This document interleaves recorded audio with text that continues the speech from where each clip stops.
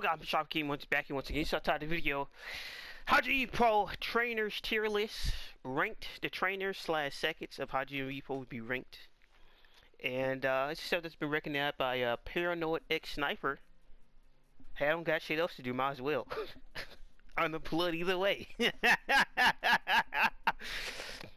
I wish I was joking. But on to a more serious note, this would be a tier list ranked from S tier all the way down to E tier. Now, why is there anybody like an F tier, even though we have some characters on this list that's done some questionable things with their boxer? Because my opinion, personally, I don't think there's actually like an F tier trainer that just, well, you should just retire. You just done awful. Now, they've been bad. There's been background trainers that just there to watch they fighter get whooped. But out of all those things, all of them play a part, whether big or small. But in this case, I gotta get some people out the way. Alright. Good thing the wiki helped me out with this tag team with the wiki, because I was about to say, well, I have to go through all these chapters and, well, that's gonna hurt. That's gonna hurt.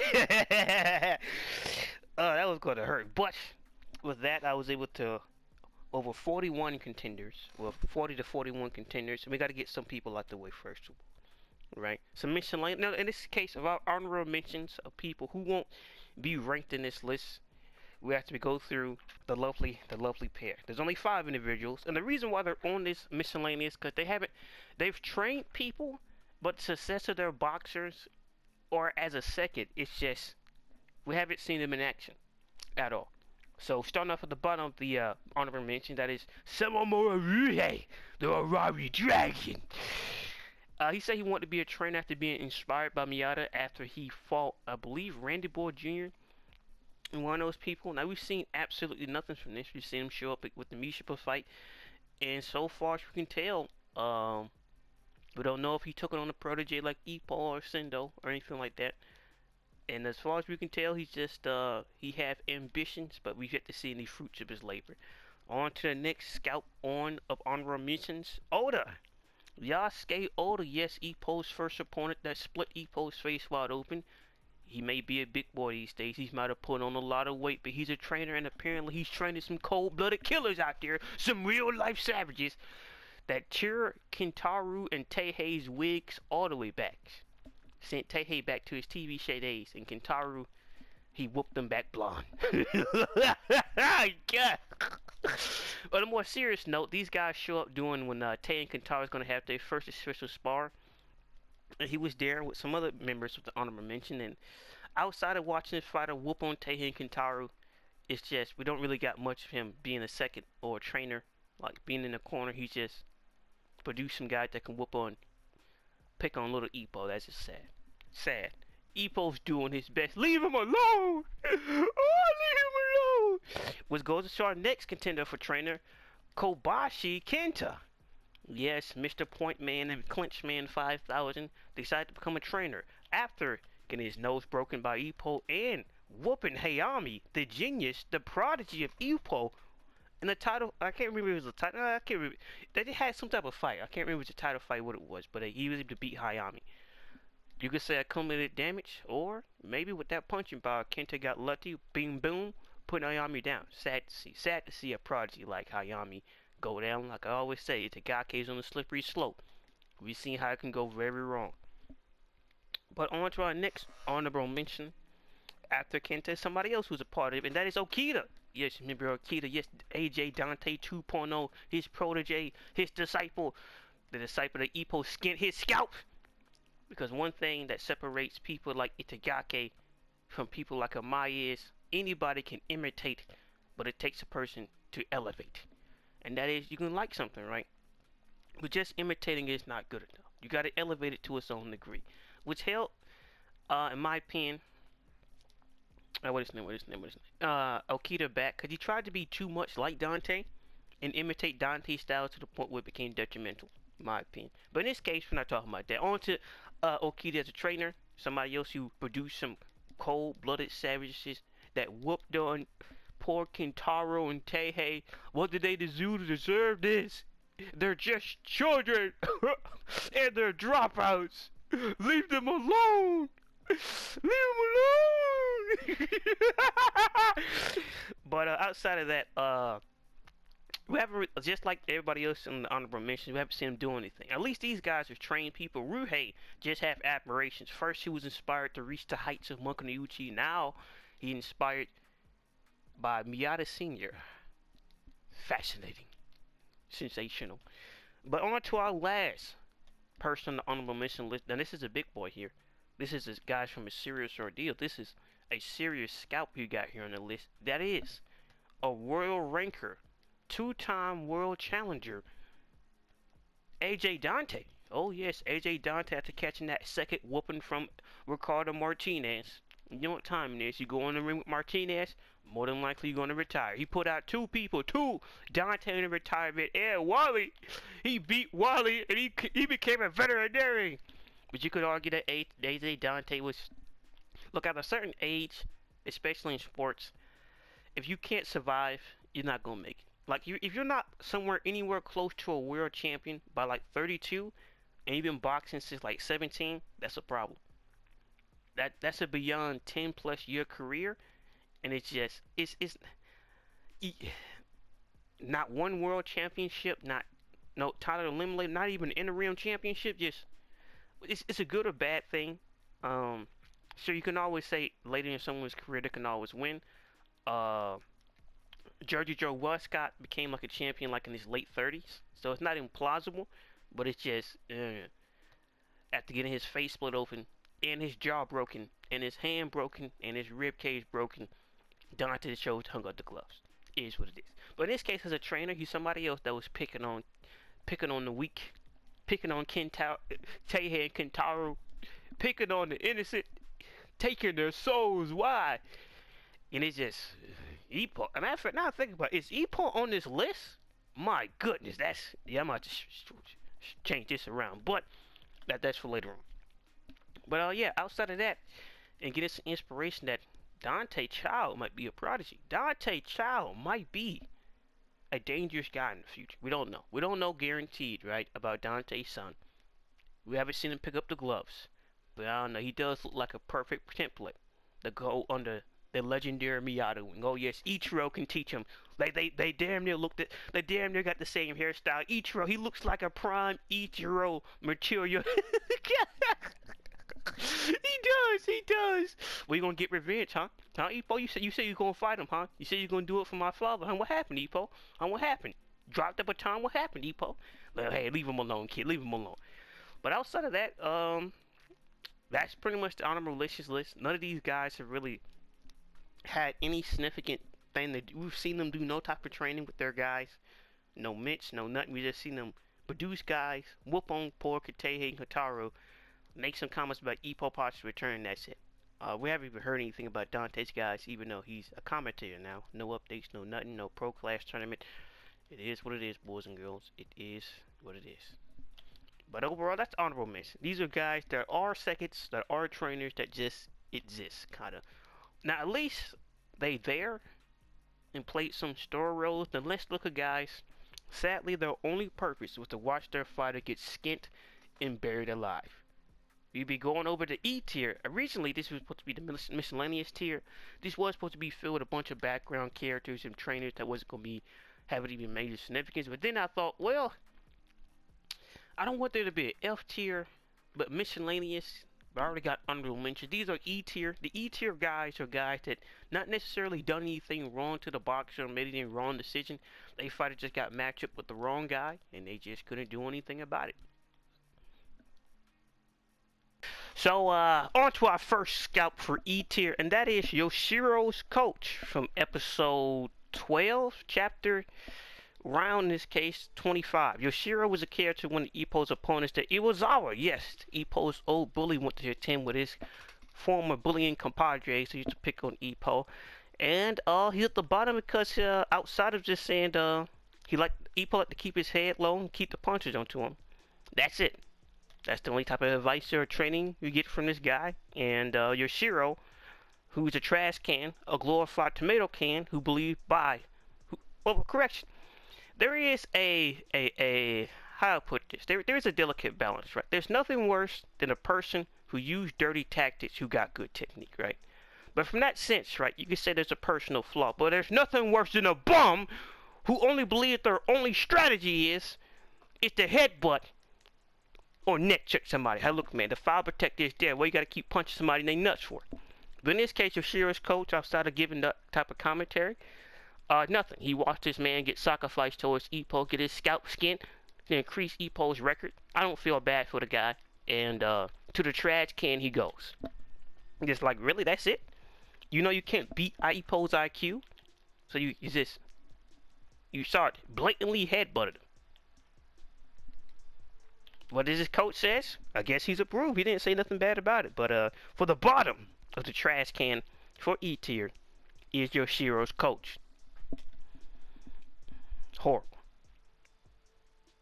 And on to the next intro to E tier, coming up with number 7 of E tier, and that is the trainer of, gotta make sure I read this name correct here, Teruhiko Takata. Now somebody say, who is Teruhiko Takata? This is back in episode 16 of the anime, round / chapter 36. And this is when Miyato was having his second match for the Riki King tournament. And one of the first times Ippo encountered Kumi, the legendary Tokyo demon Kumi. And you started to see some influence of how the great Takamura and Makunouchi ain't so different. But on to the match.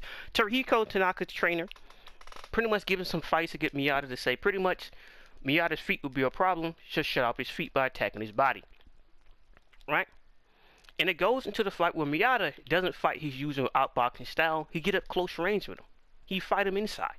Beat him at his own game. Tohiro think Miyato's underestimating him. But clearly Miyato don't see this guy anywhere close to a threat. And sadly, eventually, after getting him to believe a fake dream, he started to believe Teruhiko was applying pressure. He was doing something nice. He was applying pressure to the Miyato. Then Miyato catches his punch, counters him, and put him straight to sleep. Get him out of here. Get him a blanket. Ugh, tragic. And that is the first and last time we ever see this guy. I was surprised. That's the only time we see this guy. Like I tell you, this tier is a lot of, well, you know, my fighter's gonna get his record, gonna get his life sacrificed to somebody else's record. Not literally, but it's just another one of those cases where, you know, I was just here to watch my fighter get beaten up to add to Miyato's record. Tragic. I guess the lightning god need to whoop on somebody every once in a while. But overall, that's everything it for him. He just shows up, gives his fighter advice to attack Miyato's body, slow down his legs, and get put to sleep. Now on to our 6th contestant for E tier, and that is our boy Oguchi. Now some might say, who is Oguchi? Oguchi is, so you remember, so I can't recall if I still got this footage or not, but so some time ago, George hosted a mini tournament of local Japanese boxers on the scene, like some ages ago. And with him in the prize, there was like a cash prize, and ultimately you get to be added to the manga, right? So the winner of that was Daisuke Wannabe. And Daisuke Wannabe's trainer, who get like a whole chapter to himself, is Oguchi. And that's more or less it. Code named the Demon Sergeant. What chapter? Like this, like, yeah, chapter 1332. Where was this? 1332. This is before Keith Dragon. Yeah. This happened before Keith Dragon. So this is directly before Keith Dragon. We get this cameo. Daisuke Wannabe, this coach. And outside of that, that's it. At least his fighter wasn't whooped on or used to fill out somebody else's record. Used as a living practice dummy. Well, I won't say that. A living, so some experience points, you know, some good experience points that was used for. But outside of being a glorified cameo, yelling at Ippo and having a nice little scene where he's talking with his fighter, the only advantage he got over the other two is his fighter didn't get whooped. That's pretty much it. I wish I could tell you a lie here, but that's the only thing that's different. So on to our next second for E tier. Like, now C tier is gonna be fun. I say that.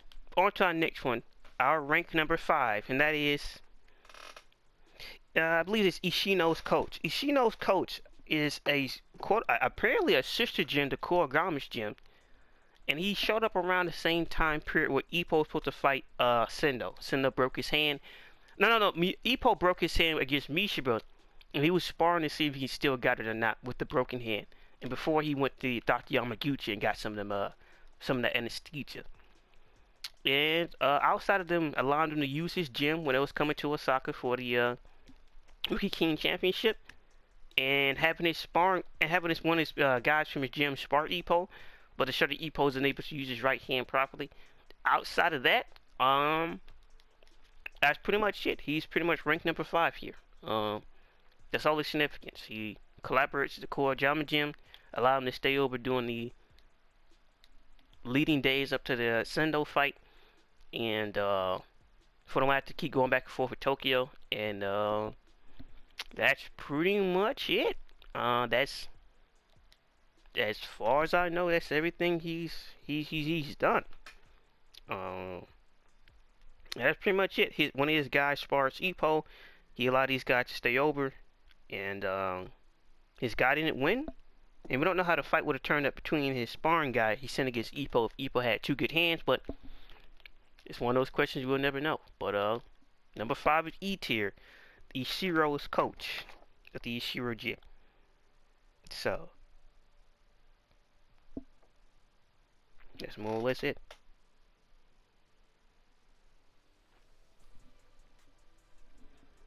Now on to round number 4. Second number 4 on E tier.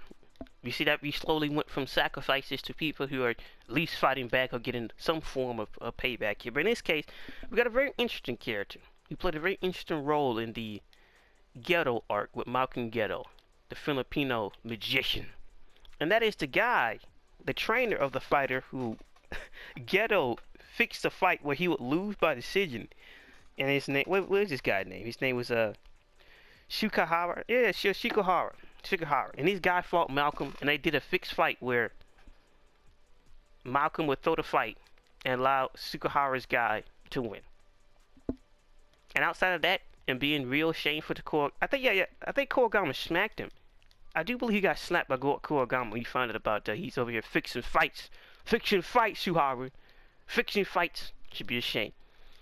But outside of that, in this fighter winning, this is the first and last time we've ever seen him. So we went from people getting just obliterated to people surviving. So, yeah. That's number 4 in E tier. At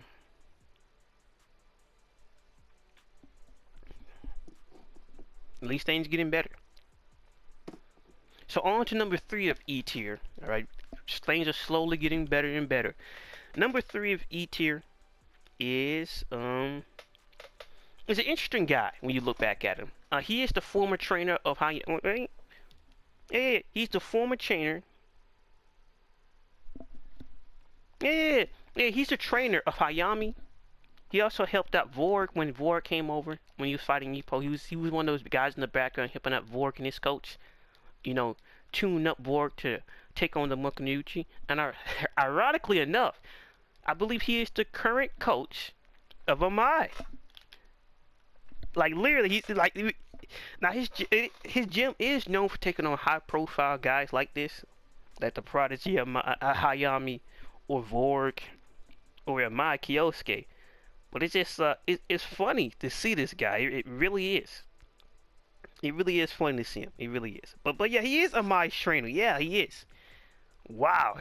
Now you got a Japanese champion. Wow, he made a monster. What has he done? What has he done? But yeah, outside of that, he helped set the foundation for Ayami. Sad to see what happened to Ayami, you know. Excellent genius prodigy, but outside of that,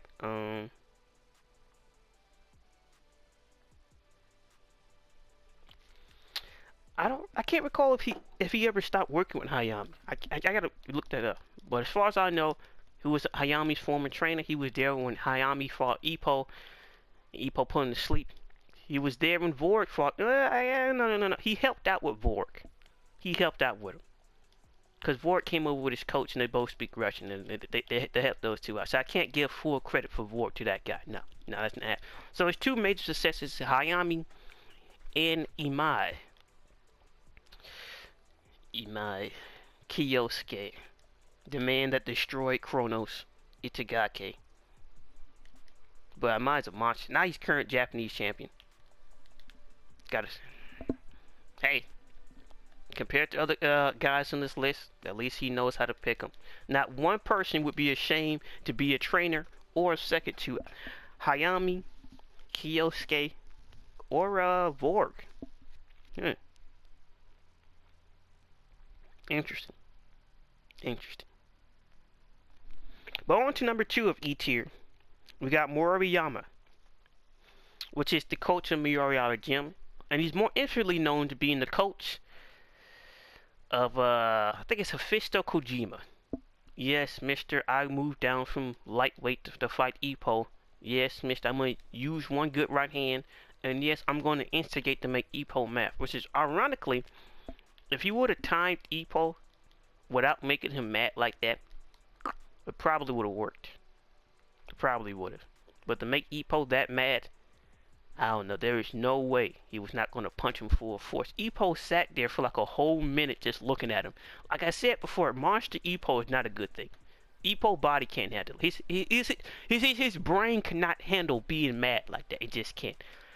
But, yeah, he was the guy who helped Kojima set up his grand plan to, you know, hit him with one punch. I got one good hand. That's my left hand. I'm going to time it with the Dempsey, and I'm gonna stretch him out.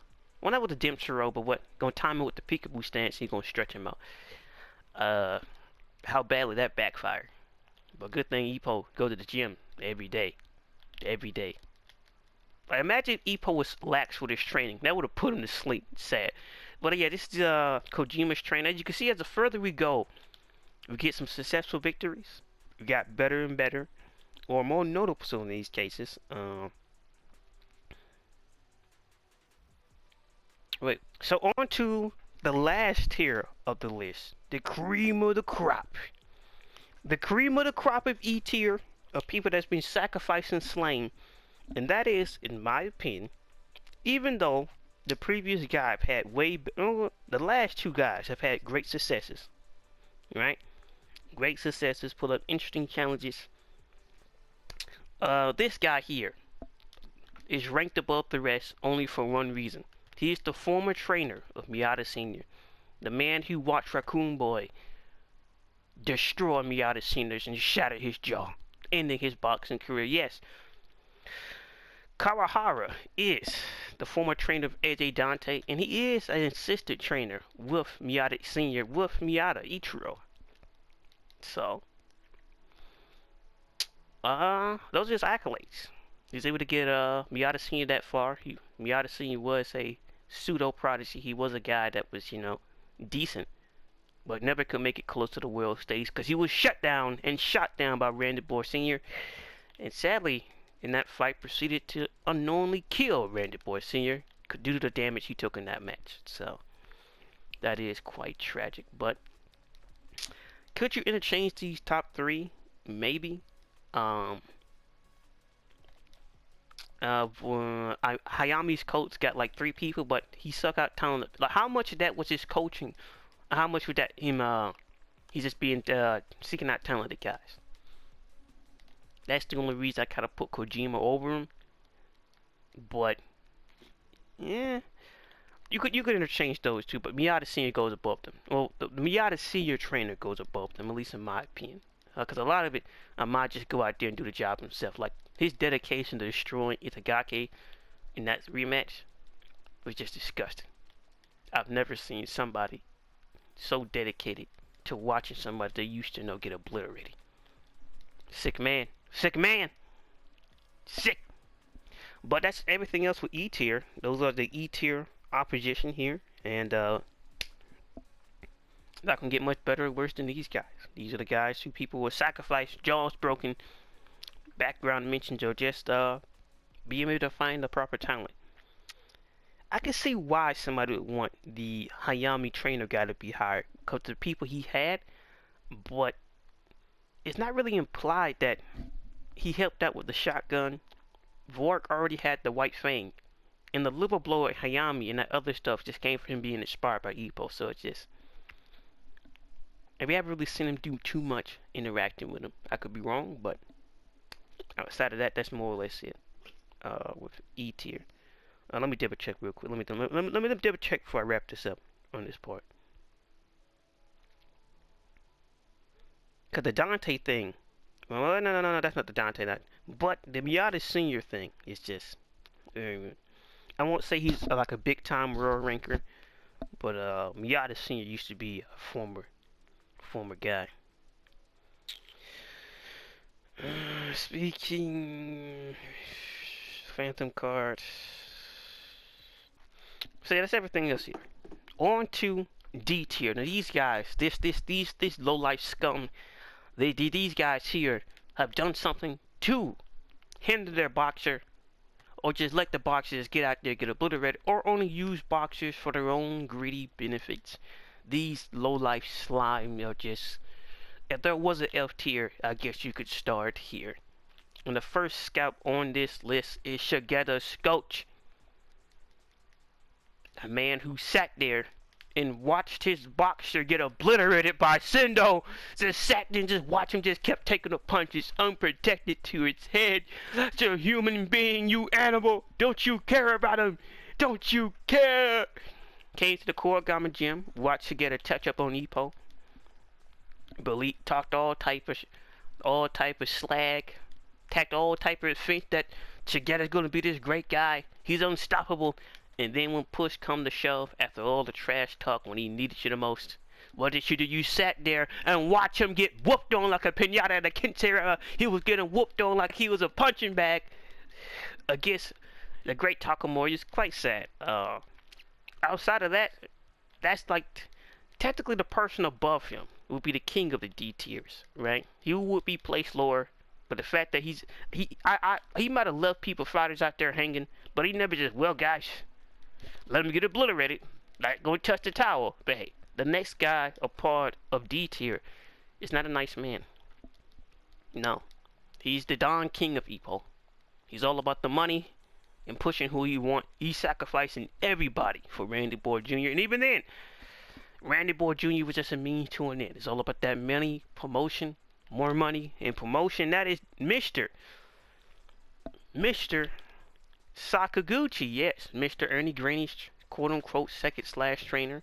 Oh, yes, that guy, he used his, well, you know your daughter's sick, right? And you know you need that bread. Yeah, you need that money, right? You need that money, or you're going to go out there and fight me out of Yitra. That's what you're going to do. Using this poor man's daughter's illness to get them. I can't remember if he actually paid him or not, because he didn't listen to him at the end. Because he had to fight me out as a man, as a boxer. I can't do it. This man is too good. I can't sit here and not try my best.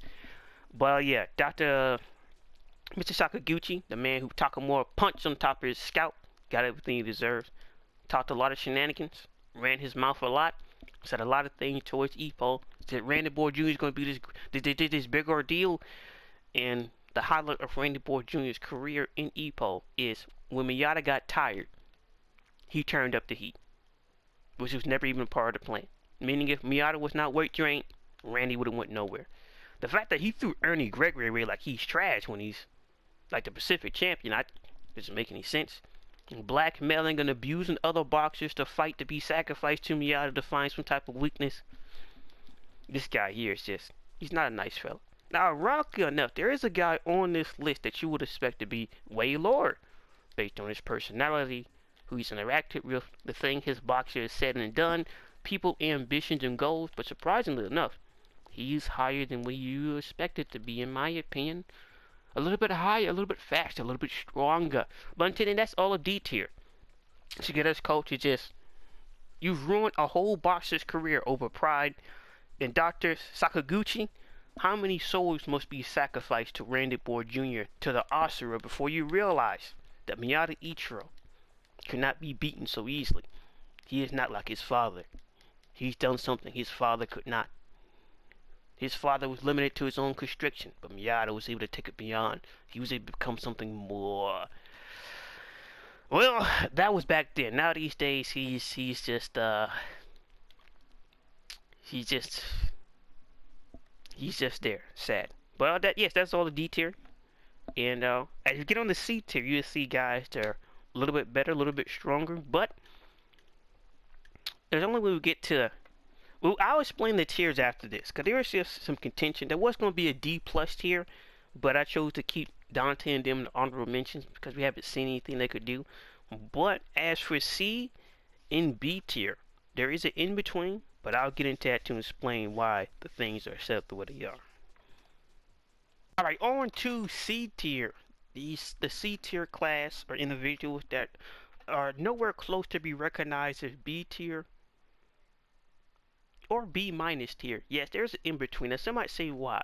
There are some people on this list I had a hard time qualifying, especially with some research chapter developments, because there was nowhere close to C tier. But what I cannot compare them to the absolute top tier B tier.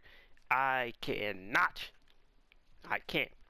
So that would explain those two separations. But on to start off with C tier itself, and that is ranked number 15 of C tier, Oda's coach Mikami. Yes, old Ippo's first opponent. Yes, Rich Homie Oda.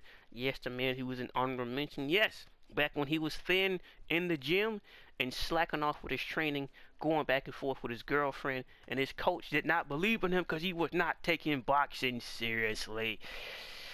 Yes, Mikami was, I think he's an alright trainer. I don't think he's belong anywhere close to D or E tier, guys who were just there or just didn't really do anything. He did try to help out Oda, did help Oda improve, but it's just for that, just like some of these trainers are just sacked with guys who just aren't going to do anything good. That's the thing. You want to talk about some B to C tier characters that are never going to be going anywhere? Guys like Kimura and Aoki, these guys are unfortunate to not even at least get that. At least a Yoi Komoken can give you some good entertainment. Maybe that might become a Pacific champion. Maybe that might become national champion. But these guys, like Oda, was never going to be that guy. Sadly, never was. So some of these guys are just unfortunate. Which goes to take us to rank 15. Fumiko coach. Fumiko coach. Not Miko. Yeah. Not Ko. Mito. Fumito coach. Who was Fumito? You remember that guy with the flicker who Itagaki fought and got that wrong decision over him? And he came back and fought him Burger King championship. You got that whole Dark Horse guy who was taking care of the guy in the wheelchair. Yeah, him. His coach. Oh, outside of giving his trainer the flicker, giving Fumito the flicker and helping him develop that. Outside of that, as far as I can tell and recall, didn't really do much outside of that. It was nice to see him, nice to have an introduction, but you know, Fumito wasn't going to be going anywhere like that. He's just, I won't say he's a bum. Sure, characters can always come back and show. Like, it was a fight of Mai. Like, after the Martinez fight, that would be fascinating. But what are the chances that happen? Very low to non-existent. So, just, I can't blame him for how little he is in the story, but it's just outside of, you know, getting your scalp skinned, there's not much else you did to add to the story, but it's nothing personal, but it's just, you're kind of just there, you know.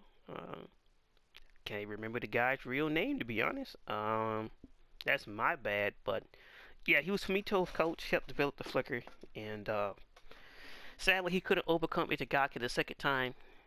And Ippo placed. I'll leave Ippo for last on this list. Ippo, I've already broke down whether he's a good second or not. But I don't know some of the things he said to Itagaki. Like I'm telling you, Itagaki want Ippo's scalp. But on to the next. On to number 13th ranked on this list, and that is Hachino. Well, I'm butchering names today. My goodness. Butchering names bad. Getting slaughtered out here. Ooh, this is bad. That's a technical dip. Here it goes.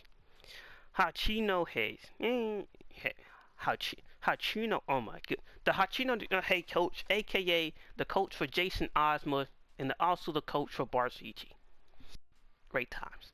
The reason why he's ranked here, I think he's cause like Jason Ozma. I don't. I guess the true reasons why he's ranked above for Mihito's coach is for one, he got one of his fighters to actually challenge the Japanese champ in Yamada. And another case, Jason Osborne made it to the same place that Fumito did in the rookie championships against the Gake, I believe. But that was like his second fight, rookie championship. So it's just that, and at least Yamada was able to make his way up to be a Japanese championship contender, easily put him over that. But outside of that, Yamada was inspired by Ippo with the liver blow. He was able to develop extreme toughness and a tough body. And he was very caring for Yamada. I did like the scenes where Ippo did go against Yamada. The memories, especially the moments before he fought Ippo, before he fought Ippo, while he was there talking to him and saying, like, you know, your mother would be proud and you're doing all these things and I'm so proud to see how far you've come. It was beautiful, beautiful to watch. Yamada is still a boxer. Where is he now? Nobody knows. Like I said before, Yamada versus Amai will be an excellent fight to watch, just to see how Ippo react. We got little Ippo 2.0 Amai Kyosuke versus Ippo's former protege in Yamada. Which little boy would be stronger? Who the better infighter? It would be great if it was ever going to happen. I even take some anime filler away. It just, I don't know. But yeah, that's what he ranks. Those two put him over easily over the previous guys, and he deserved his position in 13th place. But aside from being a caring trainer, he's an alright guy. Alright.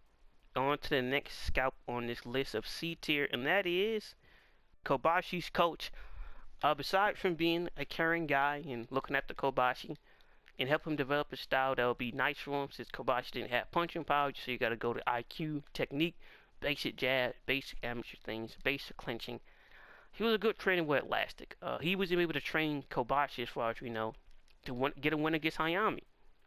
Not sure, there's some caveat to argue limited damage, of course. But outside of that, Yamada never became champion, but Kobashi's coach, Usada, was able to coach Kobashi to become the junior featherweight champion at, what is that, junior featherweight? I think it's like 120. Yeah, junior featherweight's like at 120, because featherweight's 126. At 120, so never mind. He does deserve to be in 12th place. I take that back. Boy, if I had a script. But it doesn't sound as good with a script. It doesn't sound as good. But yeah, Usada trained up Kobashi. He was a caring trainer. Looked after Kobashi like he was his own son. Great times, you know. Even after Kobashi lost, he was just so proud to see Kobashi, to see where he's come. The fact that he's actually going to the offensive, trying to knock Ippo like, I could get him. Look at me, I do got a decent punch. I do got punching power. And the fact that he knocked out Ayami just, darn.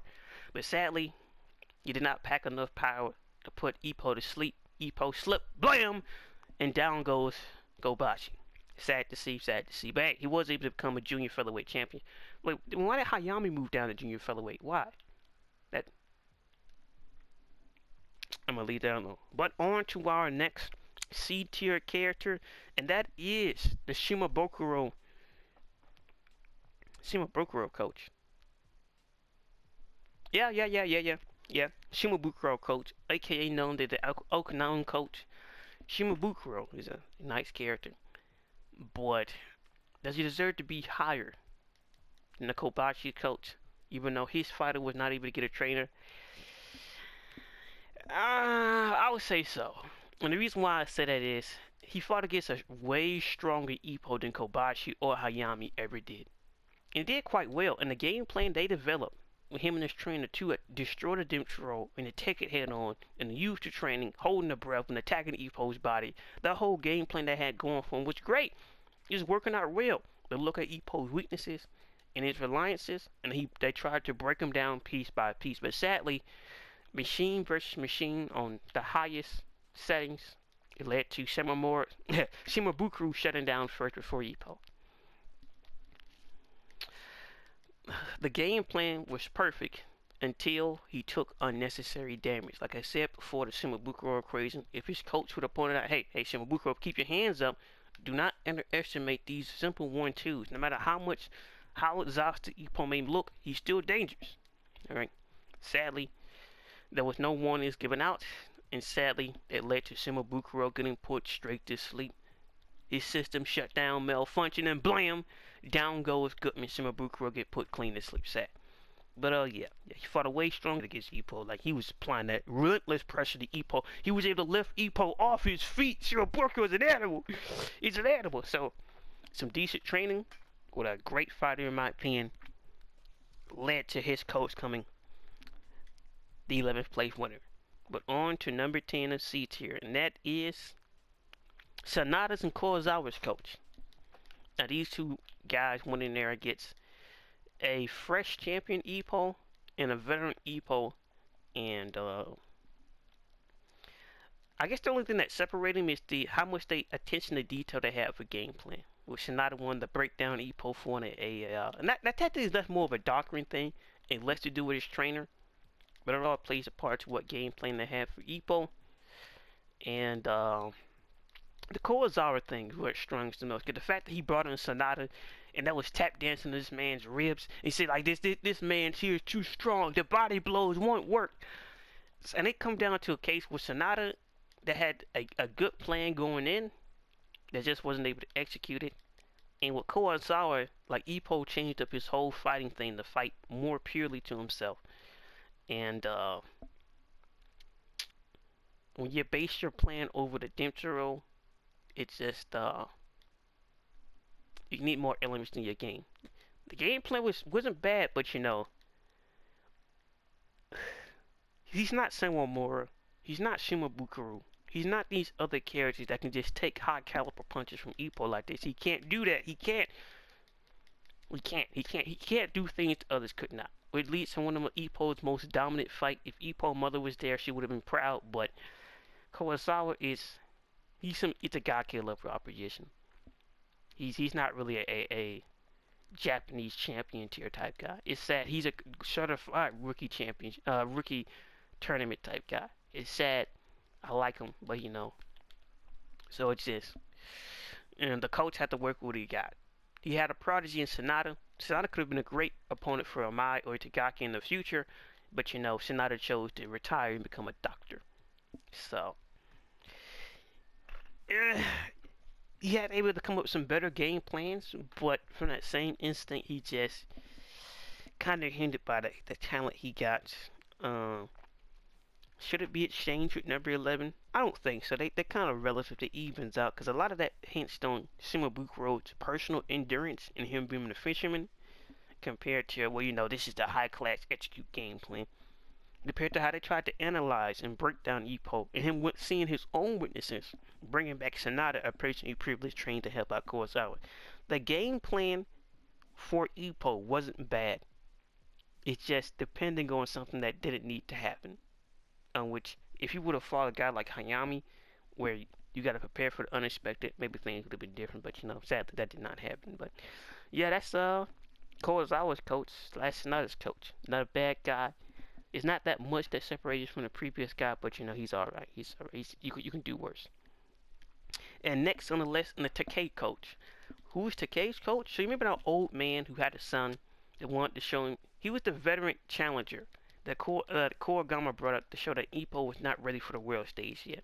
There's still levels to this game. There's still people that he hasn't faced to prove that he's like a legitimate, like he's not just another Japanese champion, that he is the Japanese champion. He is the Japanese fighter that's going to head to the world stage and apply some serious pressure and damage. And potentially become Japanese world champion. Or become world champion. A Japanese world champion. Yep, that's a better way to put the words. But sadly, that didn't happen. It didn't happen at all. They had a great game plan with causing Ippo to come in deep and using and manipulating Ippo's own peekaboo stance to throw up uppercuts time and time again. The tactics was great. The preamble were, Ippo, I'm sick. Don't hurt me too bad I gotta fight the kids, and I'm just trying to fight the best and help me out. It was a genius plan. It was diabolical. It was genius plan. So the IQ and execution, sadly, Ippo turned to be a tougher cookie than I expected him to be, and put this old man into retirement. Sad to see it happen, but they pulled out Grandpa's cane and sat him right on down. It's time for you to be a full-time dad, son. Boxing career is over. Sad, but for the strategy, the intellect, the planning, the diabolic, the devious activity of all the planning that went into setting up Ippo, using all the veteran tactics he had in his bag, him and his second concocted a devious plan that sadly, if it was any other rookie that was blind, maybe. But since Ippo had a high-class trainer in his corner, those type of shenanigans wasn't gonna work around here, homeboy. So sadly, they put the old man out of his commission. So going on to number 8, and that is the trainer for May, not Amai, May. May is the guy that fought Aoki. He was the lightweight Japanese champion. He was Aoki's perfect parallel to each other. Yeah, pretty much. And outside of his fighter becoming serious, working on some flaws, and really analyzing and breaking down how Aoki fights and what type of opponent he is, I think he's a decent trainer. I think the guy's alright. Nothing spectacular, but for the last two guys, there's not much that separates them from everybody else. Similar how we don't get much detail on these guys, what they're doing, or how much plotting and planning, but they did do a lot. And Ahmad sacrificed a lot to his training and dedication to get that win over Aoki. I think that was a draw. Now I think you won. But yeah, I will put him over the previous guys because it's just like some of it is just how much can you weigh on the talent of the actual fighter? Because the guy he got isn't May isn't a great guy. He's not a world champion tier character or have massive potential or massive punching power. But working with what he had, with the opposition he had to go against, I say he did quite well. He was able to execute. He was able to shut down Aoki, even though Aoki had all this development and the tricks and the training, and he's gonna go above Kimura, and Kimura just lost. He was able to shut down Aoki and get the decision compared to everybody else, where they still sadly lost. So that's one plus for this side. But on to the next level of C tier. Number 7, and that is the coach of Jimmy Fister, Hands of God, Jimmy Fister. Hopefully things are right. But as I was saying, the Fist of God, Jimmy Fister, trainer Hada. Yes, Miyata went all the way to Thailand to go skin some scalps and take names because he wanted to catch up with Ippo Makunouchi. But sadly, there was a person so vicious, so savage, that they believed that Miyata Icho didn't even stand a chance. Even his coach, Jimmy Fister's coach, believed that Miyata would be a relatively soft touch. And according to the fight footage itself, Miyata was getting outright dominated most of the fight. So, but even then, when Jimmy Fister came back against Ippo, it became the man with the hands of God. Showed how Jimmy can develop extra things to his game, can do some extra detail, and it can just be a better coach. So a lot of Jimmy Fister's off-screen development did come from him working with his coach and the opposition he's facing, and I can't recall if he was headbutting people. He messed up his face somehow. I couldn't remember. I can't remember. It's been some time. But Jimmy sure was not able to get the job done. But Jimmy as a fighter and what he's able to achieve going to Muay Thai to boxing, applying pain and pressure to his opposition, it just Jimmy Fister helped boost up this guy compared to everybody else because it's one half talent, but not too many Muay Thai people get into boxing, and it is able to be as successful as Jimmy Fister has been, Mr. Hands of God. So, especially the type of Ippo he fought at that time, in my opinion, puts him over everybody else on the list. On the list, my friend. Now on to the next guy. Now there was a mixed up with the wording. The previous guy was a trainer. Now this is the actual coach of Hajime and Kiyosuke and Vork. So all those accolades go to him. so on and so on. What he's able to do with a Mai against. My goodness, this is something, isn't it? It is. But yes, that was the trainer. This is the actual coach. Why is he boosted up this high? Well, because of Mai. Pretty much it. I said Vork is whatever. Hayami just had great talent, but Amai, outside of liver blow, he's kind of like a template Ippo that can turn out as good as you want him. I'm sure you might have got inspired by Ippo liver blow, but the tactics they came up with to defend against Itagaki in that first fight, and on top of that, the tactics they came up with the second fight to blow him out the water, and on top of that, the fact that he's now known as Mr. 1R, Mr. One Round Man, Mr. One Round KO Destroyer, boost him up to that tier where he's above everybody else, just purely because I'm a Japanese champion and what Amai's able to achieve. So it's like a lot of development, because it's just anybody can punch hard and get close to somebody in the fight, but to separate yourself from everybody else, yeah. So that's why I was just like saying on those accolades. I would have minded putting them down here, but yes, that's the trainer. This is the actual coach guy. Oh, like I said, it's on to the next, boys and girls. Now on to number 5. And that is the coach of Malcolm Gecko. Not Gecko, Ghetto. Malcolm Ghetto is a fascinating character. He really is. A guy with so much potential, so much talent, but he would rather fix fight and makes a whole lot of moolah, baby, instead of, actually taking this thing serious, because he was broken. He was broken by one man, a dangerous savage, a vicious animal. And ever since he fought that guy, never again. Never again would he ever attempt to jump outside his level of boxing, and he'll forever just be fixing fights. And the trainer guy like that, that's the thing. Some of it is on Malcolm, some of it is on his trainer. Because one thing to do it for the money, but to be able to fix these fights without getting Malcolm too hurt, without getting Malcolm too damaged, is a very fascinating thing. It really is. That takes some IQ on both sides. Studying your opponent, understanding, making the background deals, signing the contract, doing all these extra things. It earns its own position. That and the Ippo he fought, and the people he helped fix fights for, his accolade speaks for himself. Cause depending on the fighter and the trainer, it could be one thing. It's whether the trainer has the intellect and the boxer is the machine, or the intellect comes from both, and they're one symbiotic machine. They're both reacting, they're both seeing things, they're both pointing things out to each other. It's like talking. We'll get to that. But that is ranked number 5 on C tier. Boy, this is going to be one long ass video. Now on to the next. Number 4, and that is Kirill. Somebody say, who is Kirill? This is the trainer of the Arari Dragon. Oh yes. Oh yes. The Japanese El Diablo. Oh yes, yes, yes, yes, yes, yes, yes, yes, yes. Why is he on this list? Why is he so high up? It's simply because with a guy who don't like following rules, with a guy who like doing his own thing, as in Sewamura Ryuhei, he was able to coast out. He wasn't able to tame Sewamura, but he was able to train him and point him in the right direction.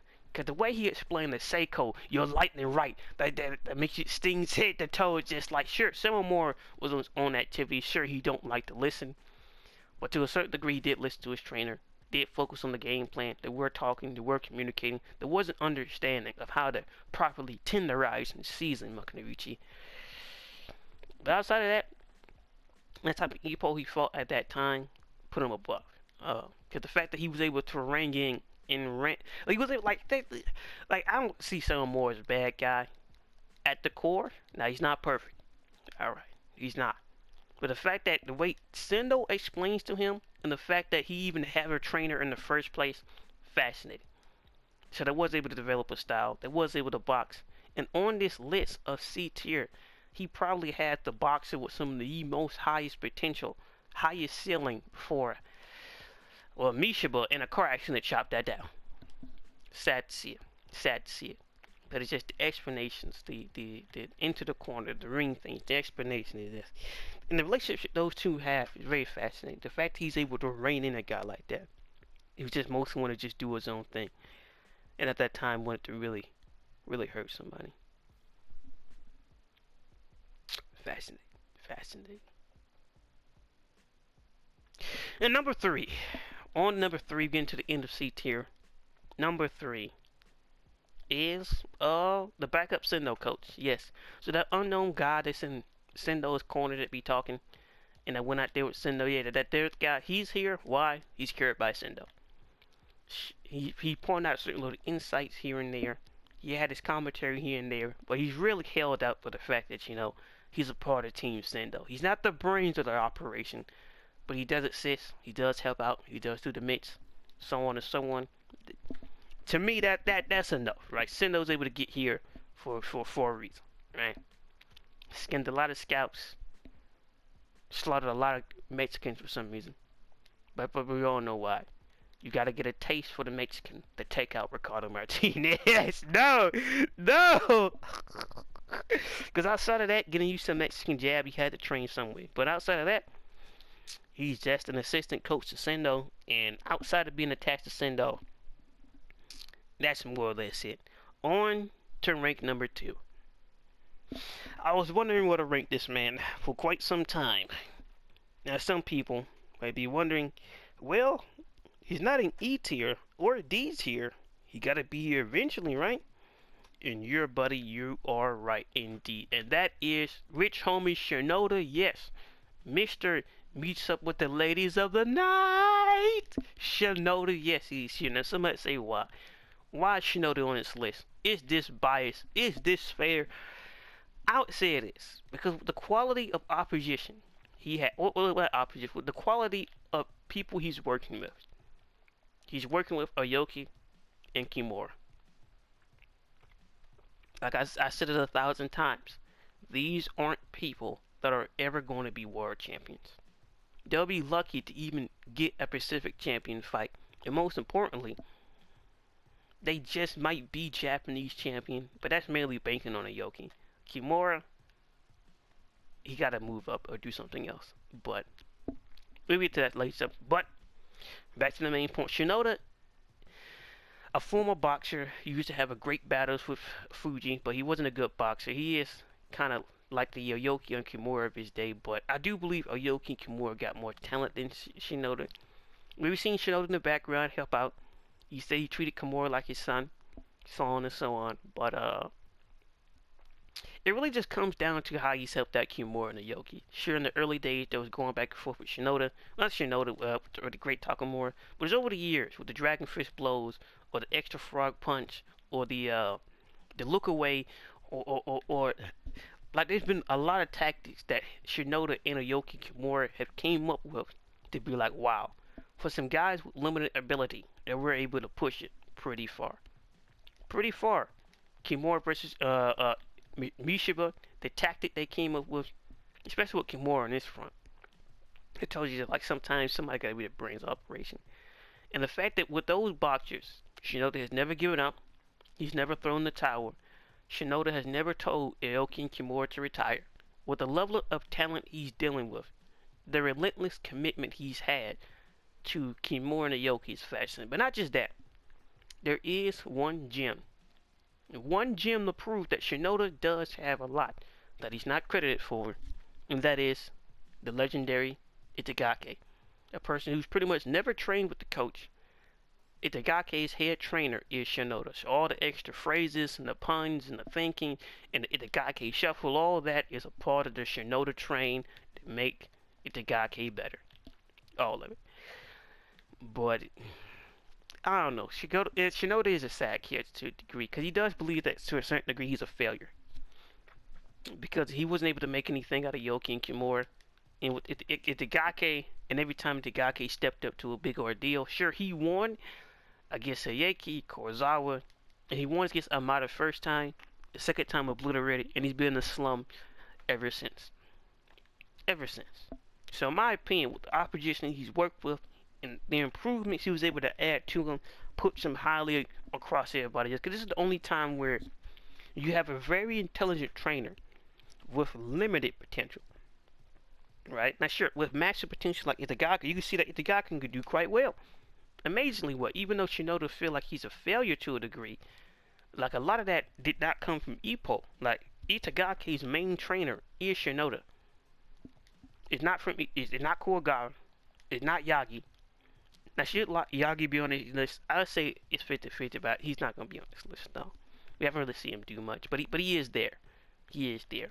Uh, but he hasn't had the personal connection with any boxer in the gym. He's just been there as the extra guy. He's like that extra guy with Sendo's team. He's there, but it's just, or Miyata's team is just like he's there, but he's not the core Gama or Miyata Senior. He's just there. But as for it proves, when he's given somebody with talent, he could work with them. They could go places. Like if Amai wasn't training like a fiend, the possibility could have beat Amai. There's a possibility.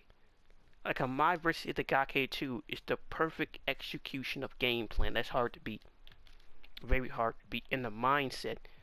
Like there's nothing Shinoda could have done to prepare Itagaki for the pure obsession of whooping on Itagaki that Amai had. Nothing. Like nothing. That man was a different breed that night. He was not letting Itagaki win. Never. That was never going to happen. But ultimately, it did prove my personal theory that there are imitators and there's imitators. Itagaki was too caught up with trying to be an imitation of Ippo. But the only thing I might saw, Ippo is another step to greatness. So that's why Shinoda deserves his place in my opinion. That's number two. Number two. On to number one is C tier. This is going to be an over an hour video. This is going to hurt. It's alright. It's alright. The number one of C tier. The person with the most accolades. The person that's pushed his fighter to the best. He was personal motivator of help his fighters and have helped out his fighter for quite some time. A great friend indeed. And that is Nokata. Who is Nokata, boys and girls, and that is AJ Dante's trainer. Oh yes, boys and girls. Yes, the myth, the legend, AJ Dante, the man that was put into retirement by AJ Dante, well, by Ricardo Martinez, the sun god of Mexico. But he was able to come back. He was able to come back from the darkness. He was able to return, and he returned with his old buddy, Nakata, and they was able to obliterate Ippo, blow a hole through some other lightweight competition, and was able to rematch Dante. Even when Dante was getting his face caved in, he was getting obliterated. He still believed in his boy. He still believed in Dante.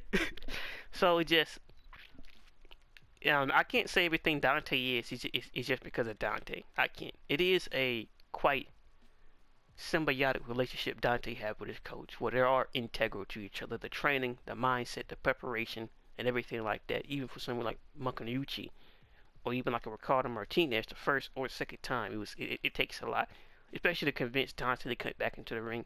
But Dante had that passion and the drive, and his coach was there to hold him up, to push him through darkness, and to push him as far as you can go. And sadly, what happens is that sometimes you're not good enough. But Dante was able to accept that he couldn't beat Martinez. And this is one quick side note, and that is, it's very easy to accept your limitations when the world proves them to you. There's nothing worse than having a talent or ability that you're never able to prove. Never. It's one thing to get onto the world stage, or even like a minor stage, and get chopped out, right? I just wasn't good enough. Against my own peers, against everybody else, I just was not able to do it. But it's one thing to never try and to sit on that guilt of I could have been something more, and not to know. It's worse not to know. It really is. It really is worse not to know. So in this case, Dante tried. Dante came up short, and everybody goes home happy. He brought his fighter as far as he could go, and outside of that, because Dante is the only guy with a world championship fight on this list, he got to be put above everybody else. Perfect combination of brain and boxer into one being, and that's pretty much all that C tier. That C tier knocked out of the way. A lot of people, but now C tier. On up, these are the guys that are the pinnacle, in my opinion, of what a trainer should be to a boxer. Everybody from here on up is the real deal. The real deal. So, on to B minus tier. I was going to call it C plus tier, but these guys aren't 70s. These guys are 80s. But they're not good enough to be the cream of the crop, in my opinion. But it blows everybody else outside of the water. Outside the water. Right? And that is for number 8. And that is Vorg's Russian coach from season 1. Oh, yes, yes, yes, yes. Why is he this high? Why is he above other people? And that is how far he was able to bring Vorg against all odds. In a new country, against all odds, where the judges are not going to be with him, where you got to purely fight based on fighting itself. Against all odds, he's able to develop the white fang and develop all type of technical IQ things to Vorg, with limited options, with limited funds, with limited everything. He's able to bring Vorg to the highest he could personally bring him. It was incredible. Ippo versus Vorg 1, incredible. Vorg versus Sendo 1, that first round, the way he blew Sendo out the water, my goodness, it was monsters. That and the white fang, the only thing Vorg was ever missing was stamina. Outside of that, he was a perfect, well-oiled machine. Ironically, he kind of went down like Alvin Drago against Ippo. Blew out his gas tank.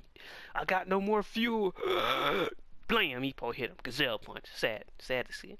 Well, yeah, with the limited options he had and a talented boxer, he's able to bring Vorg as far as he could. The perfect mind and brain, the way he analyzed and broke down Ippo, he analyzed and broke down Vorg's opponent and how Vorg was going to break him down and what he needs to utilize to get to him. All those extra things in the corner, feeding his boxer details and information that will help him succeed. Great excellence. Great. Everything you want to see out of a trainer. It's not, well, you know, that was there, or they did this and that, or, well, we actually see it happening. We actually see him training with Vorg with the white thing. We actually see him developing IQ and technique. We actually see him breaking down Vorg's opposition. Sadly, should he deserve to be Japanese champion, you could argue that he deserved to have a rematch to decide that. Call this a draw and have a rematch for it, but it's just, I guess all odds, coming to a new country, learning a new language, teaching Vorg how much you could teach him. Like, he could have been Japanese. Like the final fight of the season could have been Vorg versus Ippo too, instead of Sendo. But Sendo edged out a win. Shout out to Rich Homie Sendo. Even though he could have been extremely helped by the Osaka judges, there's a possibility. There's a possibility. I gotta rewatch that fight. It's been a while, but it was controversial for a reason. So. So what he was able to do with Vorg, in my opinion, he deserved to be called B tier. He is great. He just chose not to follow Vorg to America. Which brings us to third place on B minus tier. The person you would expect it to be lower, and that is Baron. I guess it's Kyuta? Not Kyuta, like Kuta. No, Kiyata. Or Rich Homie Baron. Yes. The trainer of Shigeta. Not Shigeta, Shinobu. I got. Oh yes, I believe personally this guy deserves to be in B tier. Cause we seen with his introduction and him messing around with Yoki and Kimura that the training he was enforcing on Ippo, no matter how sadistic and wrong it was, it worked. He just needed the perfect avenue to enforce this training. Not including the fact he was like a renowned trainer across the world. So it's not like this is just some random nobody guy. He is a decent trainer.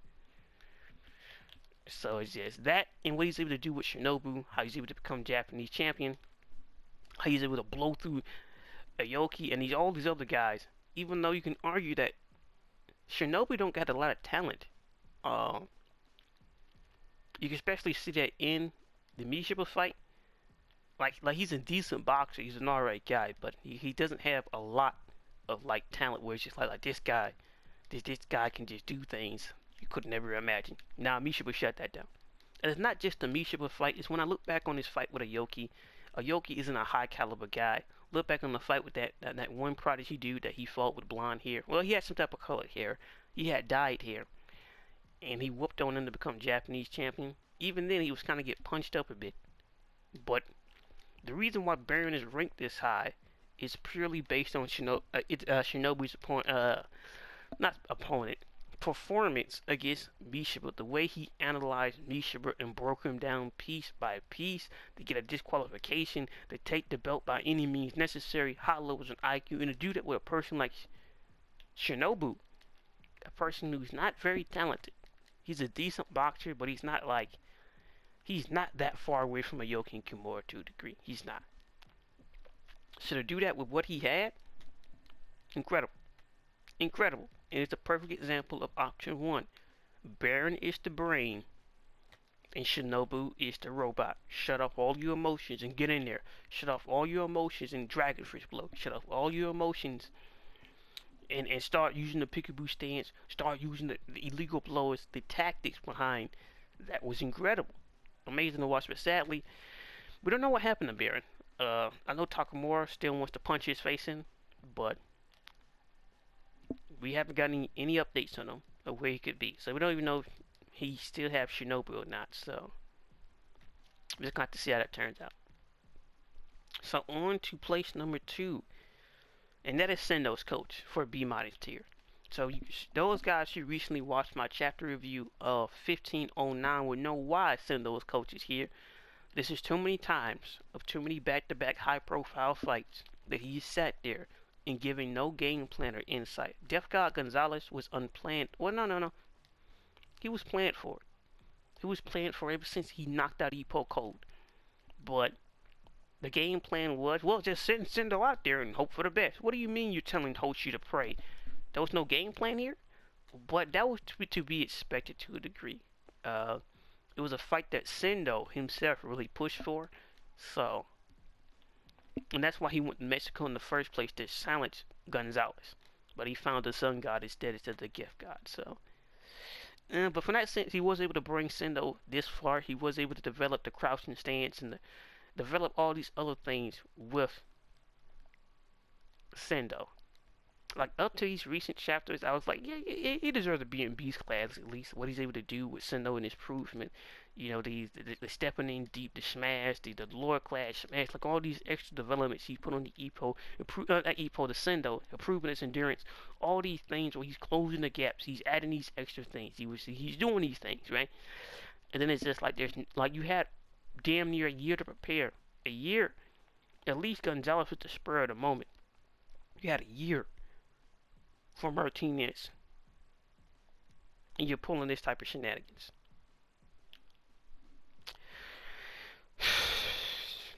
What can I do? So the number 1 of the B- tiers, coming after the last one, is Mishiba's coach, and that speaks for himself. Every development of weakness from Mishiba, we've seen him and his trainer close up. Incredible. The infighters, get him out of there. The counters, get him out of there. The illegal blows, get him out of there. Light work, easy work, easy work, easy work. And it was perfect. In my opinion, Mishiba was the most well-rounded fighter we've ever seen. We have Hitman stance, we have Slayer stance, we have all type of ways to defense. He got footwork. He has footwork.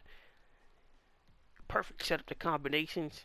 Like all the weaknesses, all all his weaknesses were closed up, and that was caused by Mishiba and his coach looking at the weaknesses of him, looking at his opponents, and finding ways to improve them time and time again. But sadly, those days are over. Mishiba clapped on his head and went out just like his old buddy Samamura. His career is done.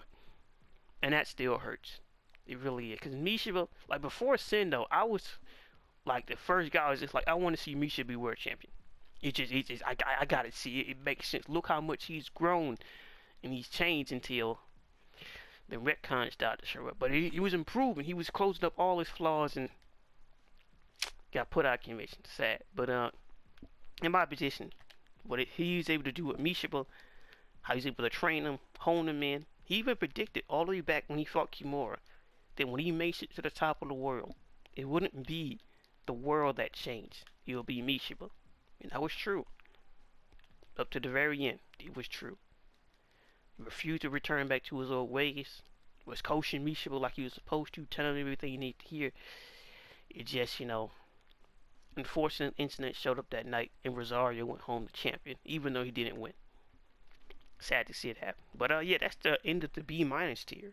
Uh, those are all the characters where it's just like, with a few tweaks, they could be beyond. But until that happens, you'll be a what if, a but. The final few tiers, there's only a few more tiers left. Not a cream of the crop, you have to see this for yourself.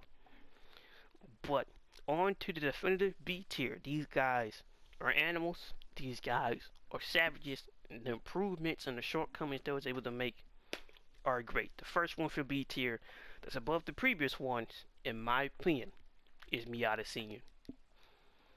And it's purely for the fact that his son was able to achieve what he could not, even though they had the same limited abilities. The same limited abilities. He knows Miata's weaknesses inside and out like the back of his hands. And him and Miata both work towards to improve those handful over time and time again. Even when Miata Caesar didn't believe in him, Miata took the initiative in a fight that was already set to do it anyway. They both played off each other. They both had good times and bad times. They both liked each other and hated each other at the same gosh darn time. These two, Miata Senior and Miata Ichiro, is a fascinating combination. It really is. If there's a weakness, they will close it up. If there's some type of advantage that they know about, they will see it and find it. It's just the fact that he was able to do with Miata that he could not do himself. Now, sure, you could blame a lot about on the Miata and his ambitions and his stubbornness, and so on and so on. But it's just, even then, it's just the development of how he understands his fighter inside and out, and what Miata needs to do to win. Even when Miata mental's fault, even when all these things fails, he's still always there giving Miata information, the details, the stats, everything else. Out of anybody on this list, there is nobody outside of one who knows their fighters inside and out like Miata Ichiro. None. He knows his son like the back of his hand. It's incredible in my opinion. So in my opinion, that's why he deserves to get third place. Now everybody up from here, no more of it should be questioning nothing. That's a joke. But the next one, ranked number 2 in B tier, is Miguel Zale. As I said before, his credit speaks for itself. What he's able to do to improve Ralph Anderson and get him back to what he used to be, getting Ralph back in the gym after that fight with Nakota, excellent. Very excellent. What else? Outside of that, the fact that he was able to tame an animal like Brian Hawk. Now, some might say he shouldn't get any credit. The fact that he was able to, like, seriously, Brian could have done it himself. He was the only person he would listen to. He was the only person who followed his direction. The only one. Everybody else would be whatever. But the fact that he was able to tame, understand, and use Brian Hawk's benefits to the utmost ability he could, even though he never trained or ever did anything, fascinating. You can't say they don't deserve credit. Ralph and Brian Hawk, but of course the cream of the crop is Wally. Right? I personally like Wally. A lot of people dislike him. I don't know why. Because there's nothing you can say that Wally got that Brian Hawk don't got. Brian Hawk literally does not train. He barely spars. But he gets a pass, but Wally don't. It is what it is. But yeah, I like Wally. And the fact that he was able to refine Wally's pure technique, he was able to refine Wally's pure skill, it was great. It was incredible. But sadly, over the few years post Ippo versus Wally, I like Wally still, but he didn't get the development I figured he wanted. And at 9 out of 10, that Miguel knew that Wally days were numbered. And it's not because Wally was a bad fighter or he didn't have any technique or he didn't use any guard. He was seen against Ippo. He got good instincts, good will to defend himself, good footwork, good everything, right? But I believe that somewhere in between to get Wally's record up to 25, the challenge Ricardo Martinez, I believe that Miguel realized that this kid just don't got the heart for it. Outside of helping his family and the money and everything else like that. So the major telltale sign is when he told Ippo he wanted to be a veterinarian. It was over. It's not just about dedicating your life to the sport. It's about having the understanding that once you enter this ring, there's no baggage, there's no extra shackles. Whatever you brought in means nothing. You just gotta win. I don't think Wally had that mentality. Amai got it. Many other fighters got it. Ippo got it. Takamura got it. It's the reason why I say Ippo, like, with all that extra, like, being a monster just doesn't fit his personality. But they do have it. They do have that drive against all odds. But Wally, I just don't think he had the heart for the sport long term.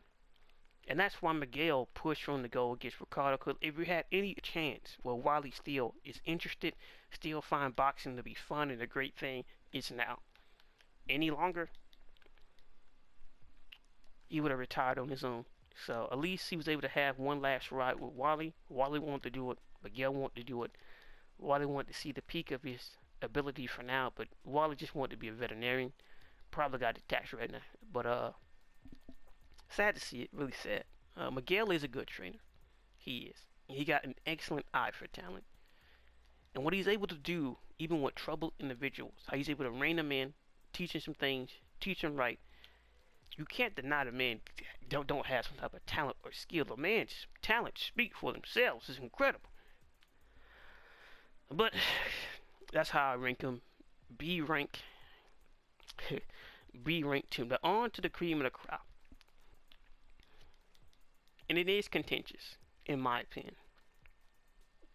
Some people believe he should be ranked higher based on his reputation alone.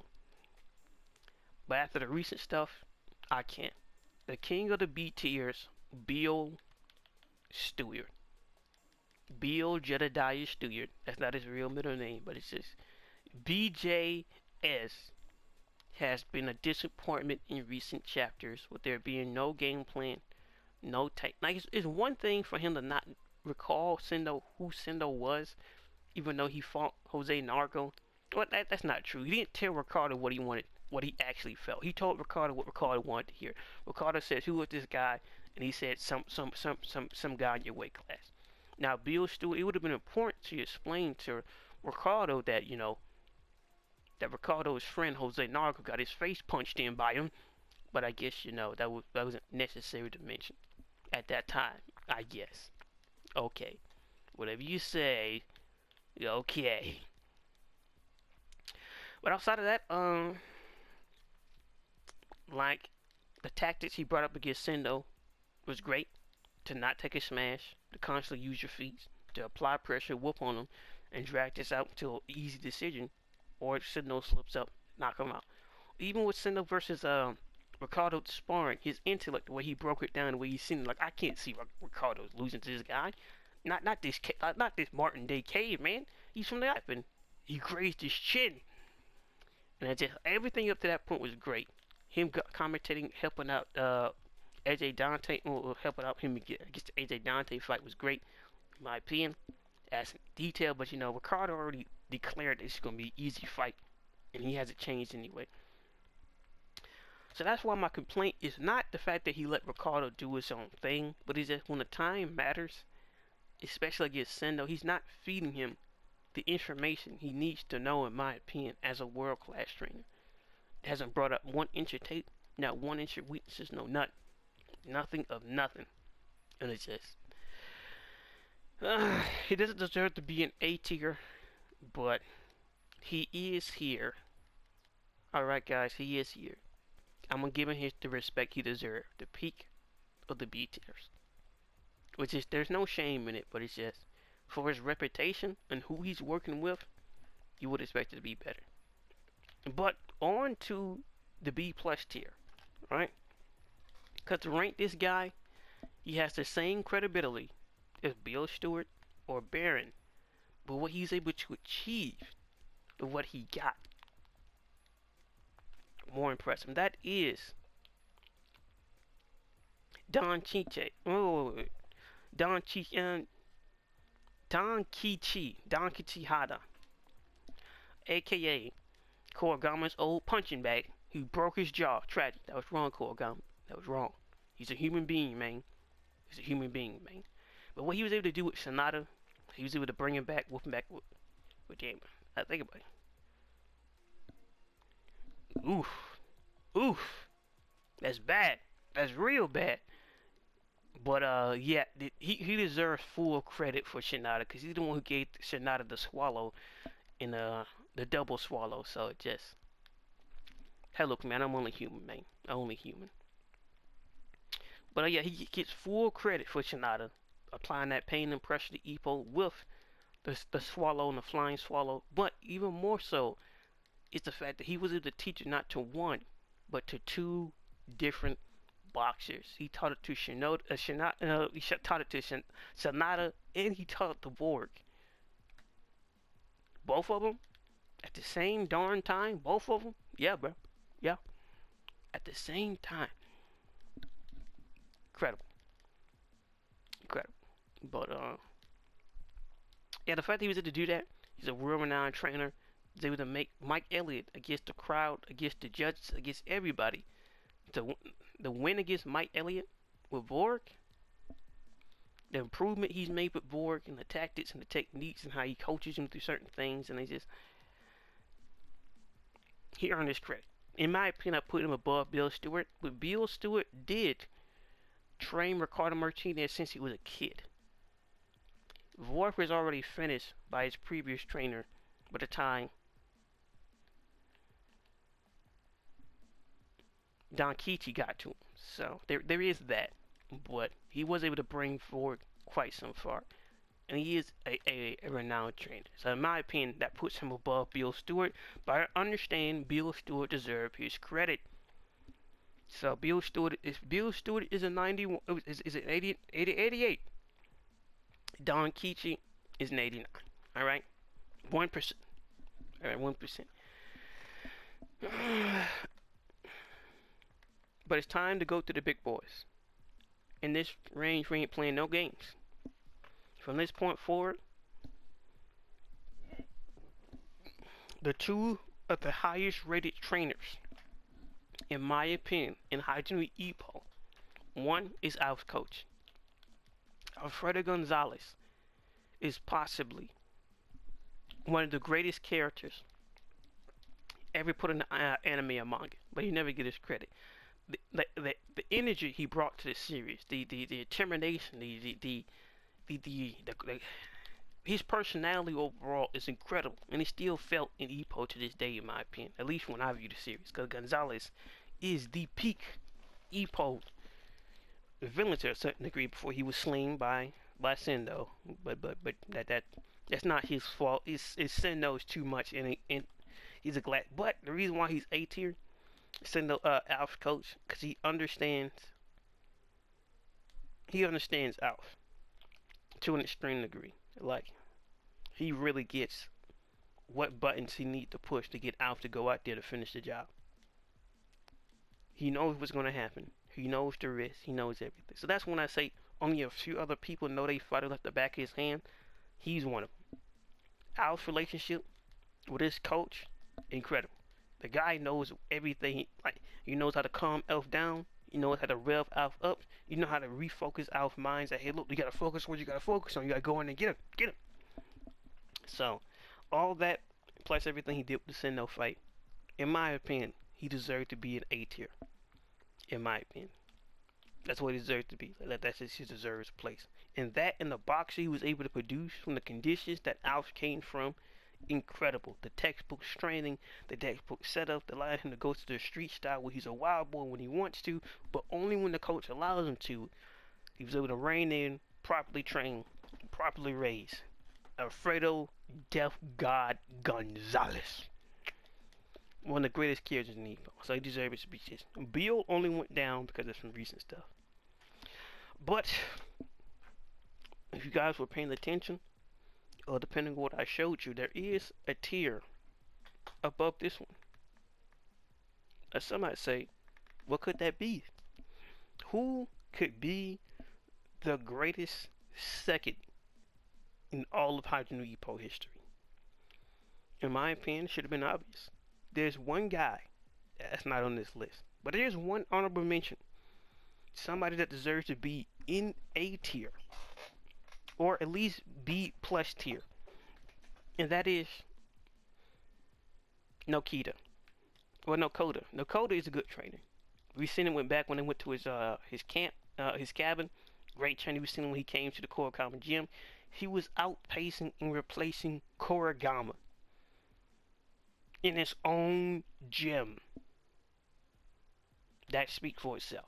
But on to number one, Genji Coach Korigama is the number one second we've seen in all of Hajime Ippo. Well, it's because he's the main character. It's not the fact that he's the main character. It's he works with the main character. It's the fact, if it were just Ippo by himself, that would put him in the same tier as Alf. But it's Ippo and the great Takamura. How he understands both of them on the inside and out. How he understands the shortcomings, the weaknesses, how to treat each one of them, how to develop both of them, how he's able to, one, somehow he managed to tame a specimen like the great Takamura. I don't know how that's possible, but somehow he did it. He was able somehow to rein in the greatest shame and the greatest pride of Japan. That kind of speaks for itself. Because remember, the greatest quote we've ever heard in all in Ippo, the reason why there's contention in my opinion, or rather Ricardo could be ranked higher than Takamura, is based on one thing. Takamura told Ippo to his face that I can do anything. Takamura confirmed he can do the Ali shuffle. Confirmed. He said he can do anything. And when Takamura make a quote, like, Takamura got a big ego, but there are some things he refused to lie about. Alright, he may lie about what he got packed in his pants, but he does not lie about what he can do. And when they say Takamura can do anything, when they say Takamura means, I forgot what Bison said. He said like Takamura means brave or bold. I can't remember, but that quote there, he showed Richard Bison. It was incredible. Not just that, the way Korigama was coaching Takamura through the fight, how he was teaching about the nunchoku, how you got hit by a by a flicker counter, how you can also do a flicker counter and get him and apply that pressure. He knew the shortcomings, the core of him getting the Charlie horse, as he knew the shortcomings against Keith Dragon, or against David Eagle, or against like Bryant Hawk. Is really the combination of the two that's incredible. In my opinion, the understanding of Ippo and Korigama is magical. It really is. It is a great thing to see when it plays out in the manga, on the anime, the way they go back and forth, the way he understands how much damage Ippo took and how much more gas he got in the tank. Fascinating. It really is incredible. It really is. It's just to have that high level of understanding. It's amazing to watch. It really is. That and the amount of training with the mitts, with the glove extenders, with everything, like he's built up Takamura. Well, Takamura got a lot of talent, but that he's like Takamura was unrefined gold. He turned Takamura to platinum. Ippo was with just simple copper. He turned Ippo into a diamond. I'm telling you, Ippo with the new Dempsey roll is nearly unstoppable. I think that Ippo, with the body he has now, if he were to have all the IQ and the new Dempsey roll he had against Antonio Guevara, he would blow Sendo out the water. Like, embarrassingly so. So when I have these high hopes for Sendo, if Ippo returns and we're going to get a rematch, Sendo's going to get obliterated. Like this in the game. So what he's able to do, and his understanding and the concern, and like it's everything Korigama does. Like we've seen on screen, like everything. The training, the effort, the research, how you go out to watch the people fights and go out to the sparring, the public sparring, and put his fighters in a certain position and try to get these opportunities and try to do this and that. Like Takamura doesn't even fight at 154. He fights at 160. He made Takamura or suggested to him to lose 6 pounds to get his first championship against Brian Hall, and he did it. It hurt. It was painful, but it paid off in the end. Like I said before, what does Takamura do with all his money? It doesn't make any sense. He's still living in the same basic apartment in inhumane conditions. You put a dog in Takamura's house, you'll go to jail for animal cruelty. For animal cruelty. Those are inhumane conditions. If Takamura was a father, he'd be going to jail for child abuse. Going to jail for child abuse. But it's everything he's managed to do between those two. It's a very beautiful thing. The greatest surrogate sons. Korigama never had children. Nakota never had kids, but it's just, if there are any two kids that these guys have, it would be the great Takamura and Ippo Uchi. Now some might say, is Ippo a Korigama 2.0? I would say no. And the reason why I would say that is, on the surface, they look similar. They both got bushy brows, right? They both have like an fighting style, right? They both hone in on basic technique over just wild talents. Sure, yes. But they're not the same. They're not the same. They both got high drive, high commitments, but Ippo is more like, if you were to take Korigama and use new technology, that's Ippo. Korigama is like, that's the thing, I can't call him Korigama 2.0 because they're so vastly different. Not just in the fighting style, but how they choose to fight in the IQ. That's just different. That's why it's more like, it don't, like Ippo's like the spinoff or like the new version. Like Korigama is the PSP and Ippo's the PlayStation Vita. I'm talking about that type of like, would you ever call the PSP, the PS Vita, a PSP 2.0? Those are vastly two different consoles. It's like the jump from the DS. It's like the jump from the Game Boy to like the 3DS. It's not comparable. It's not comparable between those two. It's just not. PS1 to the PS2, not comparable. So that's how I see Ippo. It's not just a chewing thing like we haven't seen before. Like Ippo developed the Dempsey role on his own, so it's just like they're not the same. Of course, the great Takamura, Big Mora, is his own thing, right? Of course he is, but what he's able to do with the talent he got, where these are two highly talented people, he had to refine. That's the thing. It took work to rein in the great Takamura. It took a lot of work. That's not an easy job. It's a full-time job handling Takamura by himself, and to get him into boxing. But with Ippo, it's just like, he's strong. He got like a good foundation for fishing, but you really got to re-emphasize technique and blocking and planning. Like we've seen the early days of Ippo. Like, no one can say he's on nowhere close to the same level of Miyata. Now sure, his latent talents does start to show up with punching powers, his endurance, his movement, his weaving back and forth. Sure, that all start to show up later, but at the beginning he was a blank canvas. So Tim, what creates art? Is it the artist, the pencil, the canvas, or all those three things together? The Korigama, Ippo, and Ippo's natural talent. And Ippo's natural talent is the ink. The canvas is Ippo, and the artist is Korigama. You add those three things together, you get one of the most vicious, dominant boxers you've ever seen in the entire series. Outside of Ricardo and Takamura, of course, but it's just, that's how I see him. A perfect combination of all three. Magical. Great. So that's kind of how I rank everybody. Korigama, in my opinion, is the pinnacle. You're everything you could work in a trainer. It's just the fact that he just don't have time to help out Itagaki. Like, he doesn't have time to help out Itagaki. He doesn't have time to help out Kimura or Yoki. Like, he focuses on what he can handle.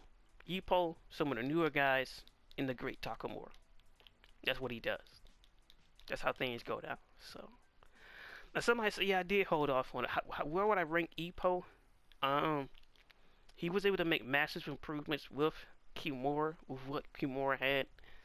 I can't recall if he coached Aoki or not. I think he might have once coached Aoki into Gake, but he's an alright. He'd be in the same tier at the very bottom.